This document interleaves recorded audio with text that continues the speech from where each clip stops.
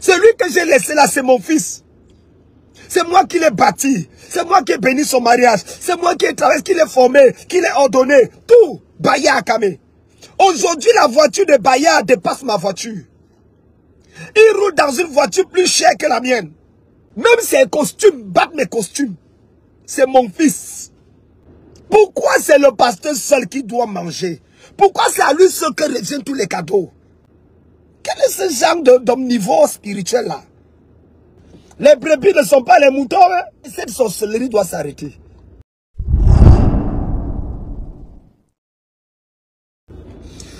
Alors aujourd'hui, je voudrais parler au père méchant.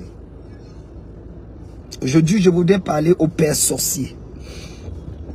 Je voudrais parler à une catégorie de pasteurs fondateurs d'église.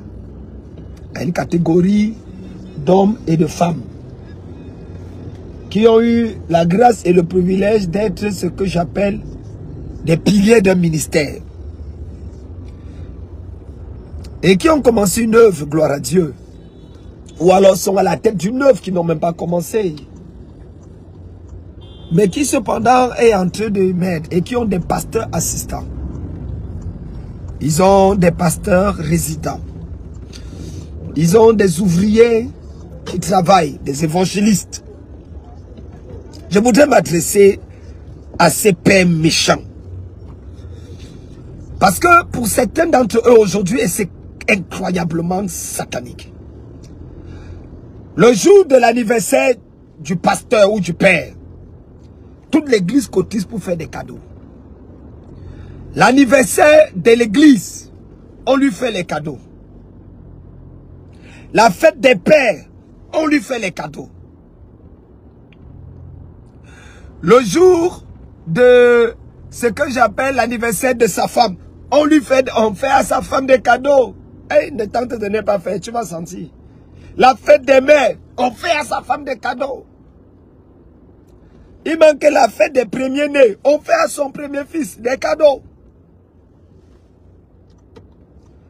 Ils inscrivent les enfants dans des grandes écoles américaines, européennes et j'en passe. Mais leur propre pasteur assistant, les gens qui travaillent avec eux, qui souffrent et saignent avec eux, leurs enfants n'arrivent même pas à payer leur école. Oui, les simples écoles publiques où on paye 70 000 francs, 100 000 francs, le pasteur de construire un duplex, car l'ouvrier mérite son salaire. Mais son pasteur assistant n'arrive même pas à payer location. Il y a des pasteurs méchants. Il y a des pères spirituels qu'on doit crucifier encore. Yeah! Comment tu es méchant comme ça, papa? Comment? Les meilleurs habits, c'est pour ta femme.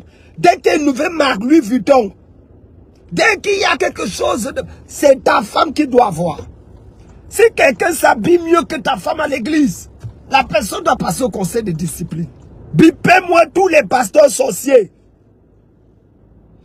Ils ne célèbrent jamais la fête de leur pasteur assistant. C'est eux ou rien. Si ce n'est pas... Après eux, c'est le virage. Moi, je vais vous parler. Je vais parler à cette race de vipères au col pastoral. Qui se font appeler pères spirituels ou mères spirituelles.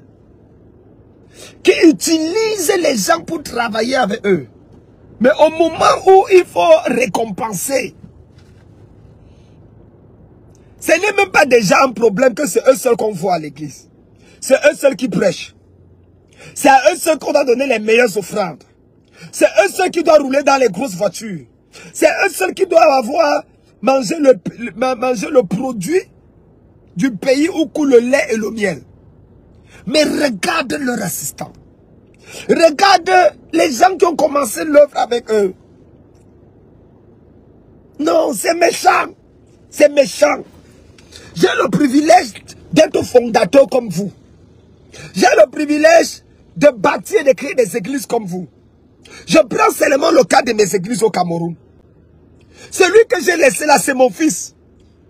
C'est moi qui l'ai bâti. C'est moi qui ai béni son mariage. C'est moi qui ai travaillé, qui l'ai formé, qui l'ai ordonné. Tout. Baya Akame. Aujourd'hui, la voiture de Baya dépasse ma voiture. Il roule dans une voiture plus chère que la mienne. Il vit. Même ses costumes battent mes costumes. C'est mon fils. Je prends Alex. Pendant que les gens se battent avec les passeports ordinaires, Alex se déplace avec les passeports diplomatiques. C'est mon fils. C'est lui qui nettoyait mes chaussures. Il était mon garde-corps, avant même d'être mon pasteur. Il dormait au banc à l'église.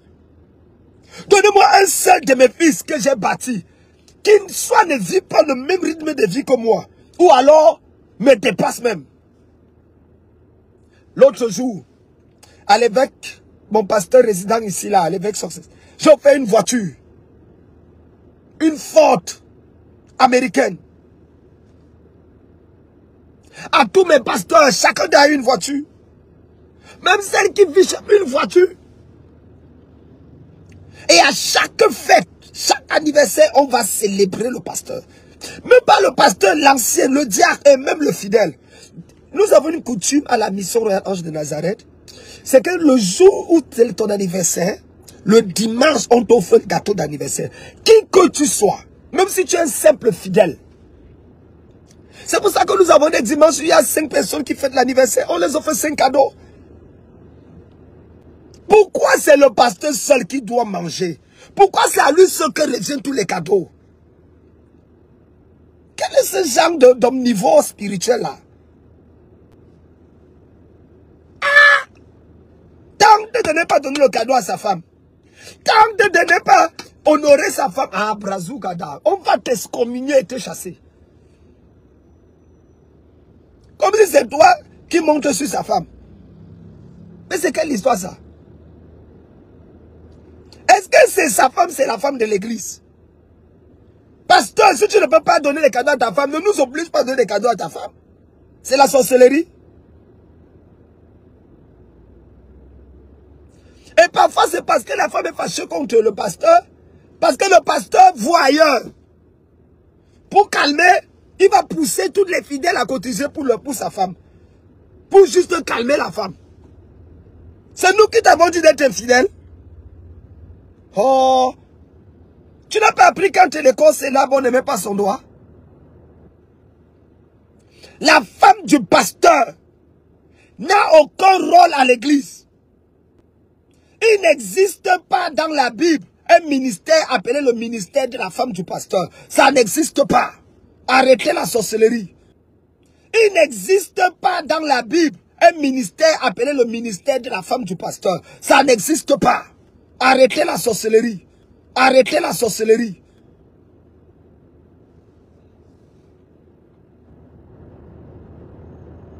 Le rôle d'après Abigail, lorsqu'elle rencontra David après la mort de Nabal. Le rôle de la femme, c'est de laver les pieds de ceux qui lavent les pieds de son Seigneur. C'est-à-dire, elle sert ceux qui servent son mari. Elle n'est pas là pour que ceux qui servent son mari la servent. Elle est là pour servir ceux qui servent son mari. Elle est là pour servir ceux qui servent son mari. La femme du pasteur n'est pas là pour être servie de la même manière qu'on sert son mari. Non, non. Elle est là pour servir ceux qui servent son mari. C'est dans la Bible. Ta servante sera, ta femme sera ta servante pour servir ceux qui servent mon Seigneur.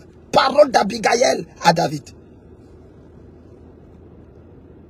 Non, non, non, non, non, non. Le 10 mars, l'anniversaire du pasteur, toute l'église doit contribuer. Le tel homme de juin, fête des pères, toute l'église doit contribuer. Le jour de l'anniversaire même de l'église, toute l'église doit contribuer. Le jour où le pasteur a fait le premier miracle de résurrection, tous ceux qui veulent la résurrection doivent donner une offrande de résurrection. Les dîmes de l'église, le pasteur prend toutes les dîmes de l'église. Il part avec, il dit que c'est sa part et en plus on doit le payer. En plus on doit lui donner un salaire. Pasteur, qui Qui t'a envoûté? Tu as appris l'escroquerie là où? C'est donc bon jusqu'à célébrer en pleine église la fête du dernier né. Ta femme accouche. Celui qui ne contribue pas à l'accouchement de ta femme, celui-là, il va perdre son poste à l'église. Je dis, c'est la personne là qui a grossi ta femme. Ça, c'est même quelle sorcellerie que les gens s'y font même comme ça. Ah! Est-ce que ce sont les anciens qui ont enceinté ta femme? Pour que, quand elle tombe enceinte, ça automatiquement, on doit contribuer. On doit contribuer pourquoi? Pourquoi? Oh, que tes amis contribuent. Que les amis de ta femme contribuent. Mais tu lui annonces ça à l'église comme c'est un phénomène.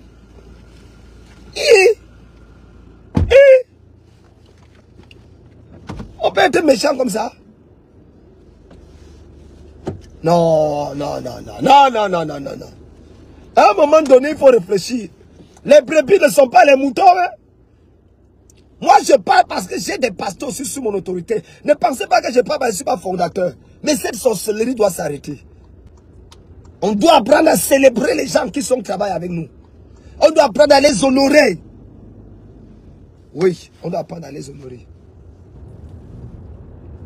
Tu vois l'habillement du pasteur, père fondateur de l'église. Le gars est sapé comme un mannequin. Il porte une chaussure chaque dimanche. Ça fait 52 paires de chaussures par dimanche.